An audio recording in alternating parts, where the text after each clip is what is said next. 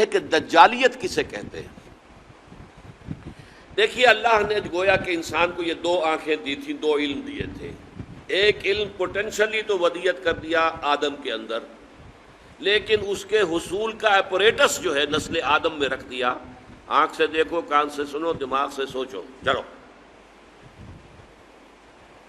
The ball was set rolling, اب وہ گیند جو ہے وہ لڑکا دی گئی، چلتی جائے چلتی جائے چلتی جائے چلتی جائے۔ ایک علم یہ تھا۔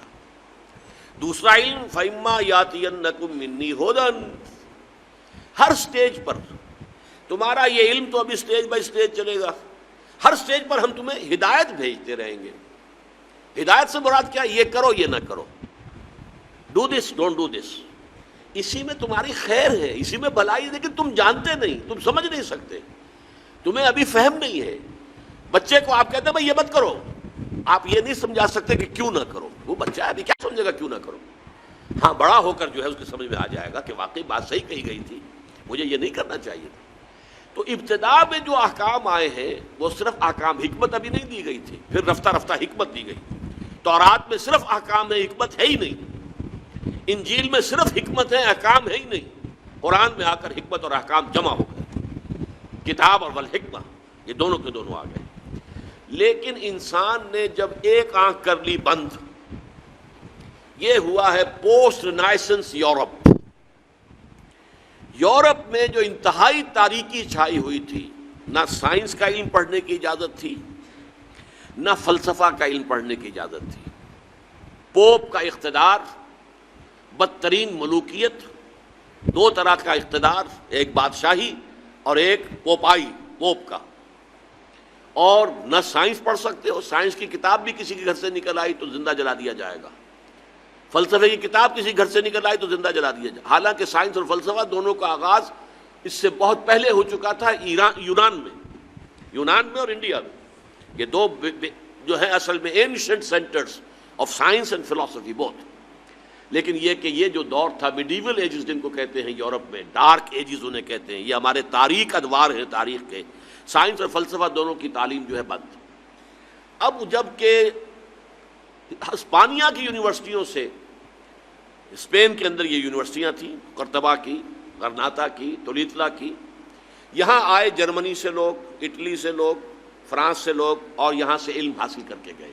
ان کی آنکھیں کھولی، آنکھیں کھول کر جا کر انہوں نے اپنے ملکوں کے اندر تحریکیں شروع کی، احیاء العلوم، رینائسنس، ریفارمیشن، مذہب کے اندر اصلاح۔ اس کے نتیجے میں یہ علم شروع ہوا وہاں اب دوبارہ، لیکن مذہب کے خلاف شدید نفرت پیدا ہو چکی تھی پوپ کے طرز عمل کی وجہ سے۔ انہوں نے ہمیں روکے رکھا، سائنس پڑھنے سے روکے رکھا، انہوں نے ہمیں فلسفہ نہیں پڑھنے دیا۔ اس کی وجہ سے جو رد عمل تھا دشمنی کا، تو مذہب سے بالکل انہوں نے آنکھ بند کر لی، مذہب کو دفع کرو، صرف سائنس پڑھو۔ اب نتیجہ کیا نکلا؟ ایک آنکھ بند اور ایک آنکھ چوپٹ کھل گئی۔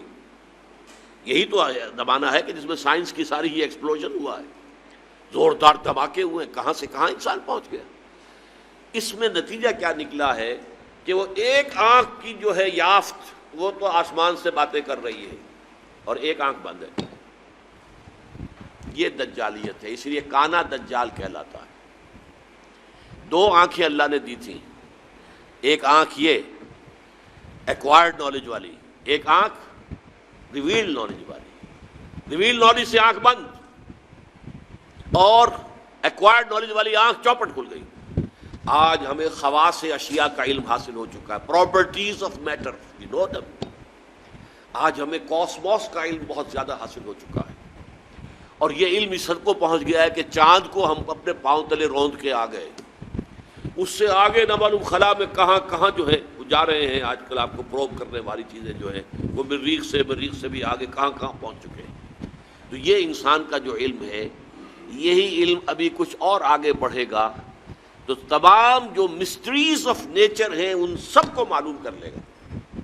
موت و حیات، مردہ کو زندہ کرے گا دجال، یہ صلاحیت اس میں آ جائے گی۔ زمین بنجر پڑی ہوگی، کہے گا کہ اس میں فصل ہونی چاہیے، ہو جائے گی۔ بارش نہیں ہو رہی، حکم دے گا اور بارش ہوگی، فاصلے ختم ہو جائے گا، ہو چکے ہیں virtually. This world has become a global village. یہ دجالیت ٹیکنالوجی کی وجہ سے اور فزیکل سائنسز کی ترقی کی وجہ سے یہ دجالیت جو ہے اب اس مقام تک پہنچنے میں تھوڑی سی کسر رہ گئی ہے. یہ ٹوٹا ہوا تارا مہ کامل نہ بن جائے، لیکن یہ مہ کامل اگر یہ اس وحی کی رہنمائی سے مستغنی رہے گا، اگر انہوں نے اپنی آنکھ بند رکھے گا، تو یہ دجال بن جائے گا، دجال اکبر. اور یہی در حقیقت اس دور کی سب سے بڑی ٹریجڈی ہے، اس دور کا سب سے بڑا المیہ ہے. ہمارا کام کیا ہے؟ دونوں علوم کا حصول. اچھا، مذہبی لوگ اس دوسرے علم کو سمجھتے ہیں کہ یہ سیکولر دنیاوی علم ہے. نہیں، یہ بھی علم ہے. علامہ آدم الاسماء تو اللہ نے سکھایا تھا، لہٰذا اس کو ڈسکارڈ کر دینا کہ یہ ہمارا دینی علم ہے. نہیں، دین تو در حقیقت پوری دنیا کو محیط ہے. لہٰذا یہ جو علم ہے اس کو ہم کہتے ہیں، اس کو بڑا پیارا نام دیا ہے ڈاکٹر رفیع الدین مرحوم و مغفور نے، کہ this universe is the work of God and Quran is the word of God. کتنا فرق ہے؟ ورک، ورڈ کے اور ڈی کا ہی فرق ہے. This universe is the work of God, اور اس کی ورکنگ کون چلا رہا ہے؟ اس کو اللہ چلا رہا ہے. یدبر الامر من السماء الى الارض، ہی از دی مدبر. لہذا this science is understanding the work of God and Quran is the word of God. ان دونوں کے اندر کوئی تضاد ممکن نہیں ہے. کسی انسان کے بھی قول و فعل میں تضاد ہو تو آپ کہتے ہیں بڑا گھٹیا آدمی ہے، کہتا کچھ اور ہے کرتا کچھ اور. کیسے ممکن ہے کہ اللہ کے قول اور اللہ کے فعل میں کوئی تضاد ہو؟ یہ ہمارے عقل کا فہم تھا کہ ہم نہیں سمجھتے تھے. ہمارا ابھی اللہ کے ورک کا علم اتنا کم تھا، ہم سمجھتے تھے آسمان شاید بس 2-4 میل کے فاصلے پر کوئی چھت ہے، جیسے چھت ہوا کرتی ہے. یہی تصور ہوگا انسان کا. آج سے 1000 سال پہلے اور کیا سمجھا ہوگا اس نے کہ ہاں یہ کہاں ہے؟ اس حوالے سے نوٹ کیجئے. تو یہ ہمارے فہم کی کمی تھی. ابھی ورک آف گاڈ کا علم بہت کم تھا، آج ورک آف گاڈ کا علم بہت ہو گیا ہے.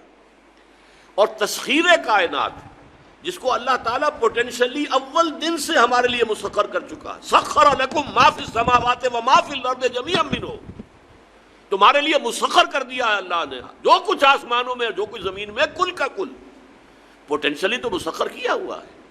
یہ تو وہ جو پوٹینشل علم دیا گیا تھا علم الاسماء، جیسے اس کی ایکسفولیشن کے اندر وقت لگا ہے، اسی طرح اس تسخیر کائنات کی جو ہے اس کی تکمیل میں وقت لگ رہا ہے.